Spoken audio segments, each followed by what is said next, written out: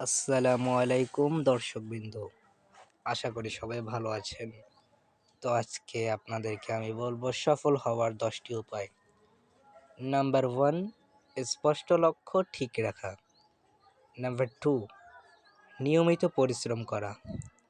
Number 3, সময় ব্যবস্থাপনা শেখা। নাম্বার 4, নিজের উপর বিশ্বাস রাখা। নাম্বার 5, ভুল থেকে শিক্ষা নেওয়া। নাম্বার 6, ইতিবাচক চিন্তা করা। নাম্বার 7, জ্ঞান ও দক্ষতা বাড়ানো। নাম্বার 8, পরিশ্রমী ও শৃঙ্খলাবদ্ধ হওয়া। নাম্বার 9, সঠিক সিদ্ধান্ত নেওয়া। নাম্বার 10, ধৈর্য ও দৃঢ়তা বজায় রাখা।